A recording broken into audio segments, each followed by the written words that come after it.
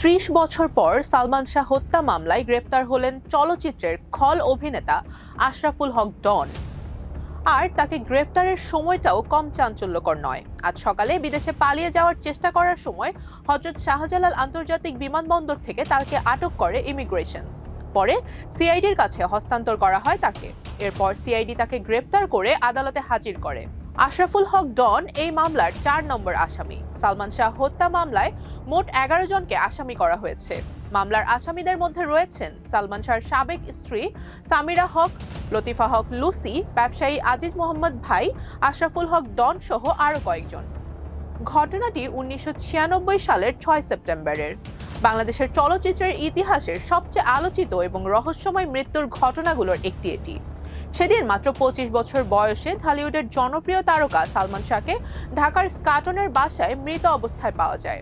প্রথম দিকে ঘটনাটি অপমৃত্যু হিসেবে তদন্ত করা হলেও তার পরিবার শুরু থেকেই দাবি করে আসছিল এটি আত্মহত্যা নয়, বরং পরিকল্পিত হত্যা।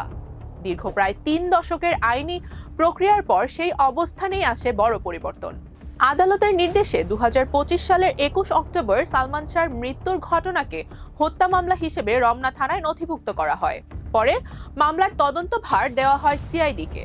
মামলার এজাহারে বলা হয়েছে ৬ সেপ্টেম্বর সকালে সালমান শাহর মা, বাবা এবং ছোট ভাই তাকে দেখতে স্কাটনের বাসায় যান, কিন্তু সেখানে তাদের সালমান শাহর সাথে দেখা করতে দেয়া হয়নি।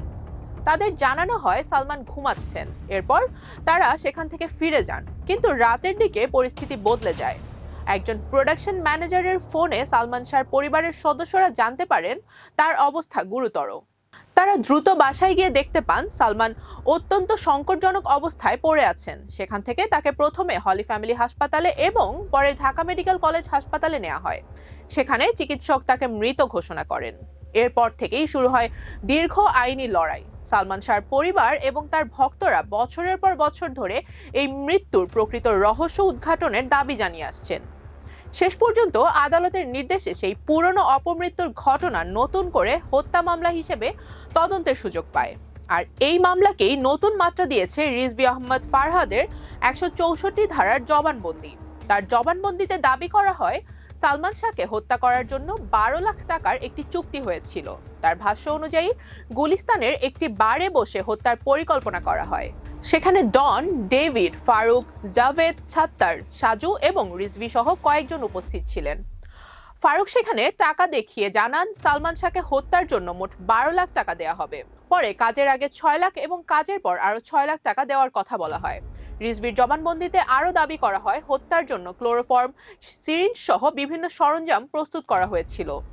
৫ সেপ্টেম্বর গভীর রাতে ডন, ডেভিড, ফারুক ও আজিজ মোহাম্মদ ভাই সালমান শাহর স্কাটনের বাসায় যান বলেও তিনি উল্লেখ করেন। এরপর আসে আরও ভয়ঙ্কর অভিযোগ। জবানবন্দি অনুযায়ী ঘুমন্ত সালমান শাহকে প্রথমে ক্লোরোফর্ম দিয়ে অচেতন করা হয়। পরে তার জ্ঞান ফিরে এলে ধস্তাধস্তি হয় এবং এক পর্যায়ে তাকে ইনজেকশন দেওয়া হয়। এরপর তার মরদেহ সিলিং ফ্যানের সঙ্গে ঝুলিয়ে ঘটনাটিকে আত্মহত্যা হিসেবে দেখানোর চেষ্টা করা হয়েছিল বলেও দাবি করা হয়। তবে সবচেয়ে গুরুত্বপূর্ণ বিষয় হলো এগুলো এখনো আদালতে প্রমাণিত সত্য নয়। এগুলো মামলার নথিতে থাকা অভিযোগ এবং একজন আসামির ১৬৪ ধারার জবানবন্দিতে করা দাবি। এখন তদন্তের মাধ্যমে এসব দাবির সত্যতা কতটা এবং সালমান শাহর মৃত্যুর প্রকৃত কারণ কি ছিল সেটি নির্ধারণ করা হবে। এদিকে ২০২৫ সালের অক্টোবরে আদালতে সামিরা হক ও আশরাফুল হক ডনের দেশ ত্যাগের নিষেধাজ্ঞাও দিয়েছিল। এরপর আজ সকালে ডন বিদেশে পালিয়ে যাওয়ার চেষ্টা করেন বলে সিআইডির পক্ষ থেকে জানানো হয়েছে। বিমানবন্দরের ইমিগ্রেশন তাকে আটক করার পর সিআইডির কাছে হস্তান্তর করে। আর এবার অন্যতম আসামি আশরাফুল হক ডনের গ্রেপ্তার সেই পুরনো মামলাকে আবারও সামনে নিয়ে এসেছে। আদালতে তাকে উপস্থাপনের পর মামলার তদন্ত এগিয়ে নেওয়া হচ্ছে। একজন জনপ্রিয় নায়কের রহস্যময় মৃত্যু থেকে শুরু করে প্রায় ৩০ বছরের দীর্ঘ অপেক্ষা, আদালতের নির্দেশে হত্যা মামলা হিসেবে নতুন তদন্ত এবং এবার অন্যতম আসামির গ্রেপ্তার, সব মিলিয়ে সালমান শাহ হত্যা মামলা আবারও দাঁড়িয়ে গেছে বাংলাদেশের সবচেয়ে আলোচিত পুরনো রহস্যগুলোর একেবারে কেন্দ্রে। এখন সবচেয়ে বড় প্রশ্ন, দীর্ঘ ৩ দশক পর তদন্ত শেষ পর্যন্ত কি সত্যি বেরিয়ে আসবে? রুবাইয়া জান্নাত, টাইমস 24।